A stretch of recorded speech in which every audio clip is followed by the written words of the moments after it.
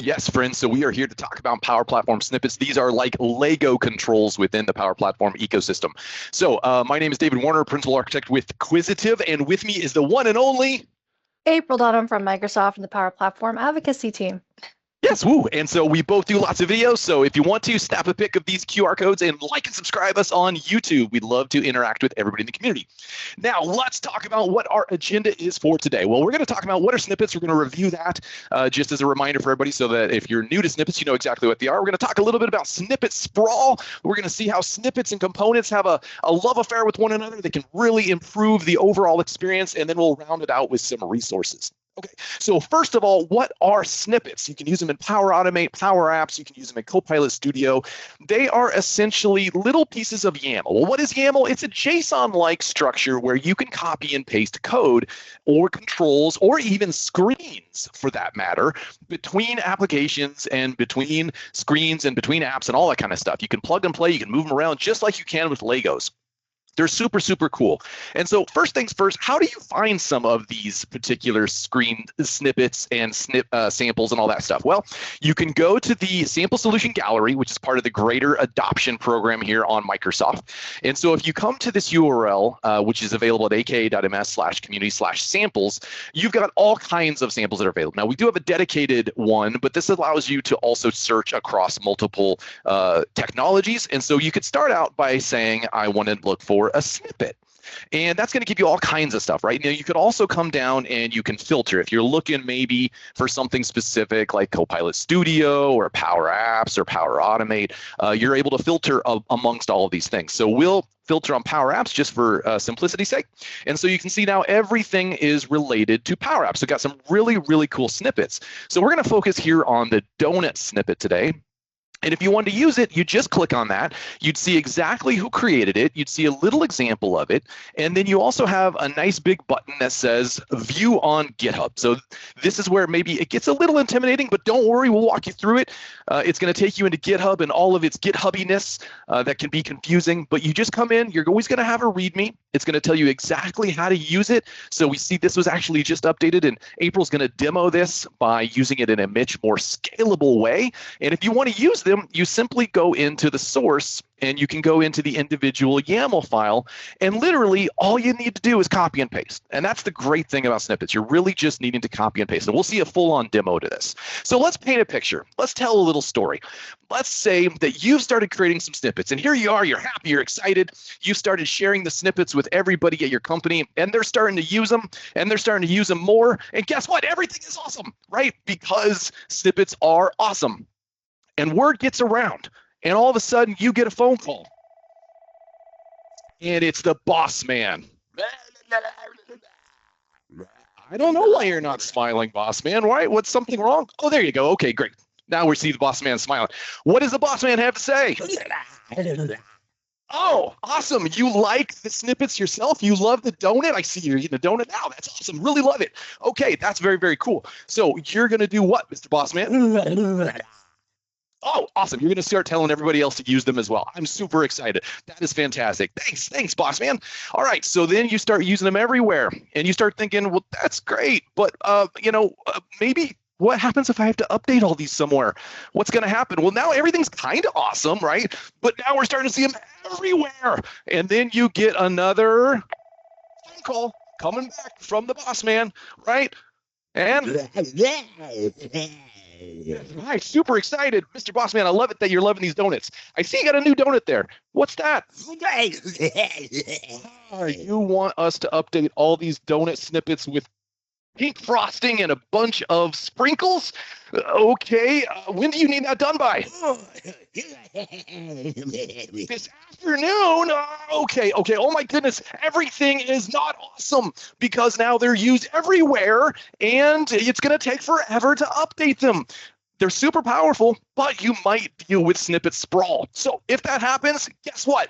Components are awesome. And so now April's going to come in and she's going to show us a demo on how you can start using components and how even you can make them scalable using libraries.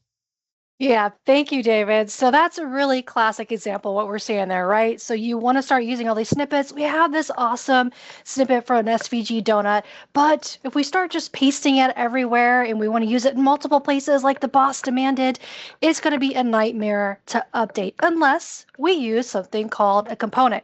So what is a component? Well, we can have something called component libraries. So I built this component library, which is really just a Power App where you build out these pieces of UI that you want to reuse in multiple places.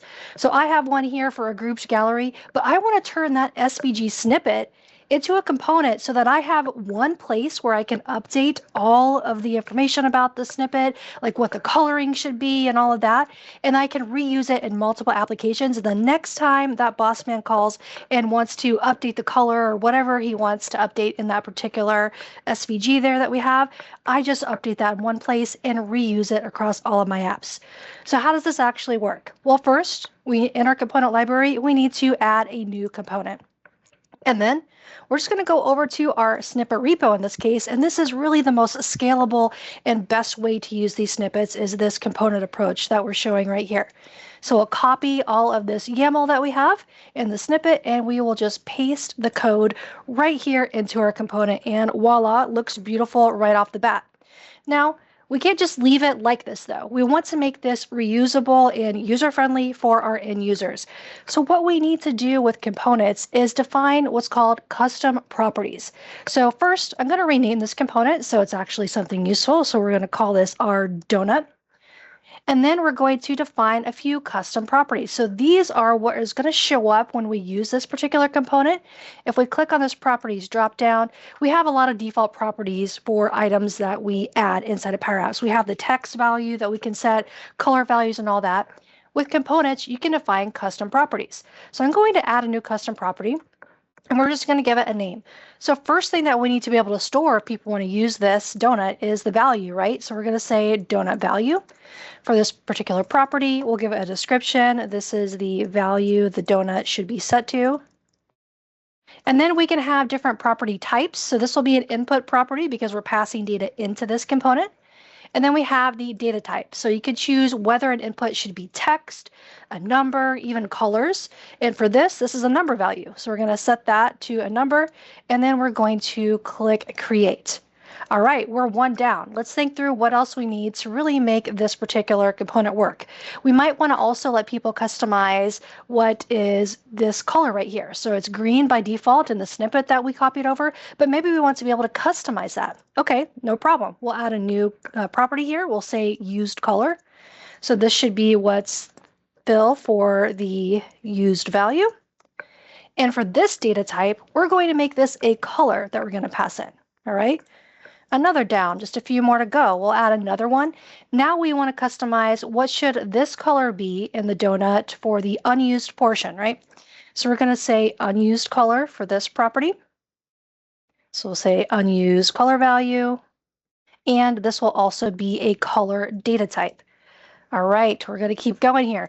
What else do you think we might want to customize? Well, we have this percentage value in the middle. That's something else. So if we're going to reuse this and scale it out, that we'll need to control. So let's add another custom property. We'll call this text value.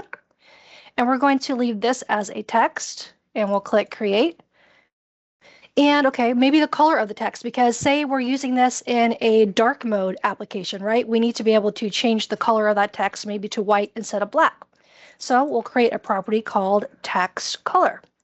And this data type will be a color type as well. And then just a few more things, probably also the fill. So in here, it's white because our background is white, but we might want to customize the fill of that circle. So we'll call this center fill. And we'll make that a color as well. And then the other thing that you might have noticed when I first loaded this snippet is it had a little animation. It scrolled kind of over and showed how much was filled in the donut. So maybe you want to control how fast that animation goes. That could be really cool. So let's add one final property called animation duration. And this will be a number value. Okay, bam. We just created all of the properties that we need to make this a reconfigurable, reusable control. So how does this show up in our actual component? Well, now with the component selected, we can click on this dropdown, and here are all of the properties that we just defined. We have the unused color, we have the used color, and when we build these components, we can set some default values. So every time that I use this, if I want the used color to always be green, I can override some of these values. So I can say color.green for the used color. We can go into the unused color property. We'll say color.light gray, I think is what we want. Yep. And let's see, text color. We'll leave that as black. That looks good. Text value instead of text. Let's put in like a sample percentage. So maybe we want to default it to 50%. And then for, let's see, animation duration, let's do 1 second. That looks good. Center fill. Let's make that white. I like how that's looking in our sample there. And yeah, and then we just need the donut value. So instead of 100, let's make that 50 to match our text.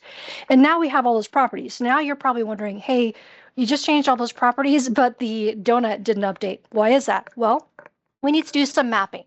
So the last thing that you'll have to do to make this configurable is click on your image in this case. So the snippet that we copied is just one image control with some SVG in it. So if we look at the image property of that image that we pasted from our snippet, we have a lot of stuff going on. So this is another reason why you might want to use a component versus just pasting snippets everywhere, because anyone using or maintaining an app would have to know all of this stuff going on in this particular SVG, right? That's a lot if you're not familiar with SVGs.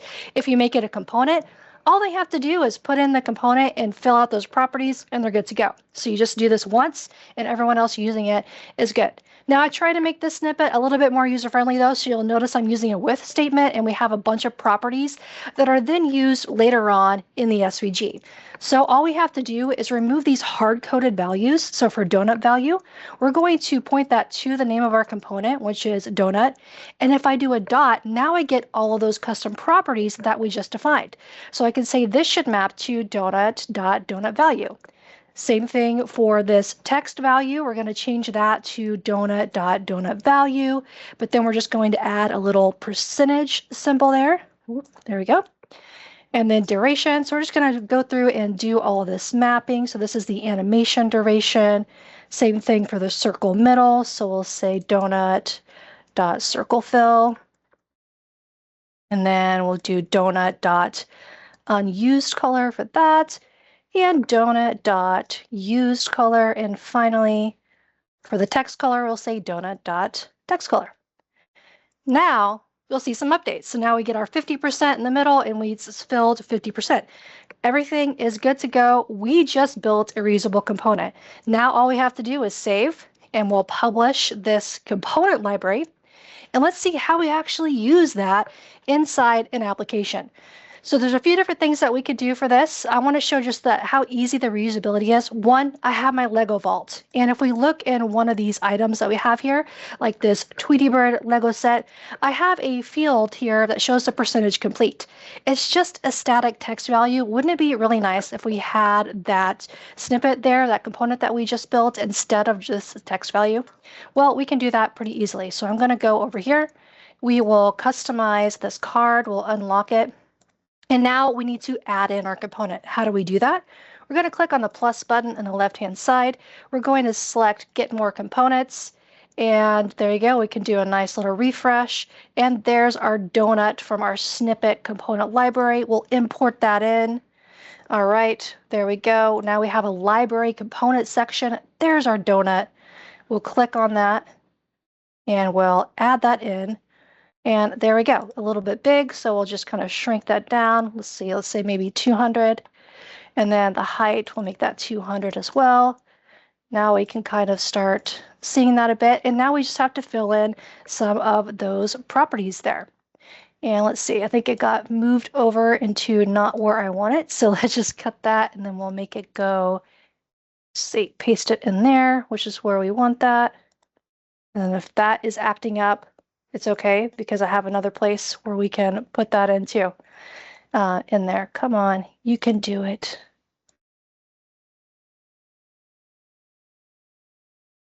All right, it's just the scrolling being a little pain in my in my form here, like filtering. You know what?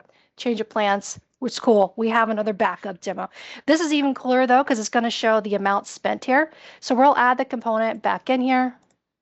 So this is showing how we can use it in a totally different app, right? Maybe we don't want to use it in our Lego app. Maybe we want to use it in this expense tracking app. So we'll add that same donut control in here.